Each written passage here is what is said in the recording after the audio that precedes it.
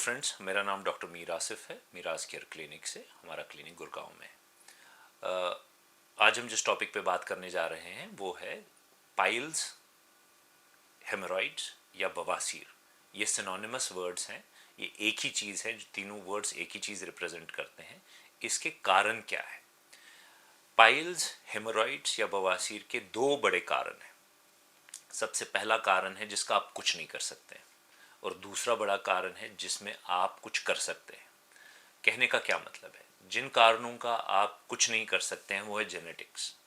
अगर आपके माता पिता, नाना नानी, दादा दादी, परदादा परनाना, किसी में ये जीन्स थे और ये आप में आ गए हैं, तो इसमें बहुत ज़्यादा कुछ आप हेल्प नहीं कर सकते हो। दूसरा बड़ा कारण है जिसमें आप कुछ नहीं कर सकते हैं, वो है इंसान होना। हेमोरॉइड्स एक एक्सक्लूसिव ह्यूमन प्रॉब्लम है और किसी जानवर में हेमोरॉइड्स नहीं पाए जाते हैं। गाय, कुत्ता, बैल, भैंस, शेर, चीता, किसी में भी पाइल्स नहीं पाए जाते हैं। तीसरा इंपॉर्टेंट रीज़न है उम्र। जैसे जैसे उम्र बढ़ती है वैसे वैसे ये प्रॉब्लम्स आनी शुरू हो जाती हैं। इन तीनों चीज़ों का जनरली कुछ किया नहीं जा सकता है। आप अपने जीन्स चेंज नहीं कर सकते हो, एटलीस्ट अभी तक तो नहीं किया जा सकता है। दूसरा, आप जानवरों की तरह चार टांगों पे चल नहीं सकते हो। और तीसरा है, आप अपनी एज भी कम नहीं कर सकते हो।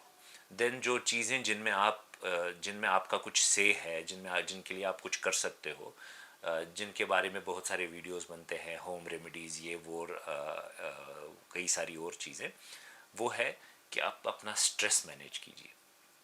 जितना आप कम स्ट्रेस लेंगे उतना आपका गट आपका साथ देगा।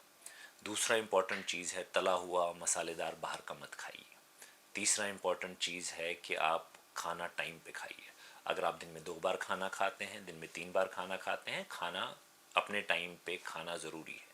जो कुछ भी आप बचपन से करते आ रहे हैं, प्लीज़ कंटिन्यू डूइंग दैट। तीसरा है, ओवर ईटिंग नहीं करनी है, कभी भी नहीं करनी है। खाली पेट भी नहीं रहना है। खूब सारी हरी पत्तेदार सब्जियां और फल ज़्यादा खाने चाहिए। खासकर वो फल जो हम छिलके के साथ खाते हैं। सेब हो गया, नाशपाती हो गया, बबूगोशा हो गया, बिना छिलका उतारे साबुत। आजकल दूसरी प्रॉब्लम है कि जी उनमें बहुत टॉक्सिन्स हैं और ये है वो है। लेकिन जितना हो सके उतना ये फल जो हम फाइब्रस फल है, इनको छिलके के साथ खाया जाए। देन जो नेक्स्ट इम्पॉर्टेंट चीज़ है वो क्या है कि आपके हर खाने में सैलड का एक बॉल और एक बॉल ऑफ कर्ड होना ही चाहिए। कम से कम 1 से 1.5 लीटर पानी रूटीन में पीना ही पीना है। गर्मियों में थोड़ा ज़्यादा। लंबे समय तक बैठे नहीं रहना है। ये आजकल की नेक्स्ट जो नई जनरेशन है, जिनके लैपटॉप पे काम है, जो वर्क फ्रॉम होम कर रहे हैं, उनकी बहुत ज़्यादा बड़ी प्रॉब्लम हो जा रही है कि वो दिन भर बैठे ही रहते हैं। मेक श्योर कि आप हर 1 घंटे में उठ के 10 मिनट का वॉक लें। ये आपके एनल हेल्थ और बैक हेल्थ के लिए बहुत ज़्यादा ज़रूरी है। 1 घंटे में उठ के 10 मिनट का वॉक इज़ कंपल्सरी। जो लोग, जिनका प्रोलॉन्ग ट्रैवल है, जो जहाज़ में एक कंट्री से दूसरी कंट्री जाते हैं और बहुत फ्रीक्वेंटली ट्रैवल करते हैं, काइंडली मेक श्योर कि आप आइल सीट लें और हर 1 घंटे में उठ के 10 मिनट का वॉक लें आइल में। अननेसेसरीली वॉशरूम ना जाएं। उसका क्या मतलब है? उसका मतलब ये है कि जब तक आपको पेट में प्रेशर नहीं है, वॉशरूम जाने की ज़रूरत नहीं है। दिमाग खाली नहीं करना है, पेट खाली करना है। वॉशरूम तभी जाना है जब आपको पेट में प्रेशर फील हो। इंडियन सब कॉन्टिनेंट में ये बहुत बड़ी प्रॉब्लम है कि हर आदमी को सुबह उठते ही वॉशरूम जाना है। ये कोई ज़रूरी नहीं है कि आपको सुबह उठते ही वॉशरूम जाना है और पेट खाली करना है, पेट साफ करना है। आपका जब नेचुरली प्रेशर क्रिएट हो, आपको वॉशरूम तभी जाना चाहिए। अननेसेसरीली टॉयलेट पे मत बैठिए। खासकर प्लीज़ फ़ोन लेके मत जाइए। Phone, newspaper, magazines, books, laptop सब बाहर रखिए।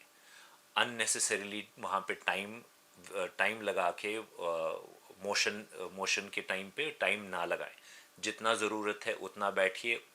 As soon as you are finished उठिए और अपने आप को क्लीन करिए और बाहर आ जाइए। 1 सेकेंड एक्स्ट्रा नहीं लगना चाहिए। Try and minimise. आप अपनी चाय, कॉफ़ी, कोल्ड ड्रिंक्स को मिनिमाइज़ करिए। बहुत ज़्यादा आपको ज़रूरत है तो 1 से 2 कप मैक्सिमम चाय ले सकते हैं आप। कॉफ़ी और कोल्ड ड्रिंक्स तो बिल्कुल अवॉइड ही होनी चाहिए।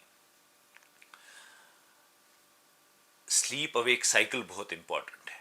आजकल अगेन जो नई जनरेशन है जिनके यूएस बेस्ड, खासकर जो आईटी में है, जिनका यूएस में काम है और यहाँ बैठे हुए हैं, उनका day night cycle, circadian rhythms ख़राब हो रखी हैं।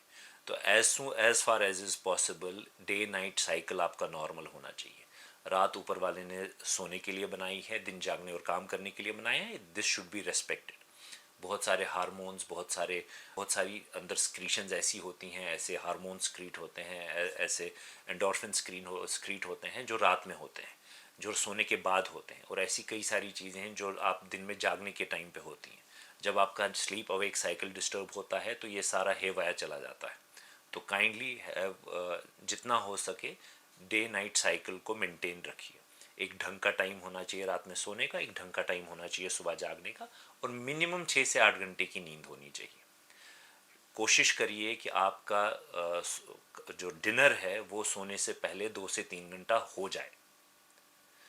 और exercise is an absolute must. At least 45 minutes of exercise आपकी रेगुलर रूटीन में होनी चाहिए। एक्सरसाइज का मतलब ये नहीं है कि आप बाहर गए और टहल के 2-3 दोस्तों के साथ बात करके आ गए। एक्सरसाइज का मतलब है आप 45-50 मिनट्स डेडिकेटेड एक्सरसाइज करें और आप पसीने में घर वापस आओ।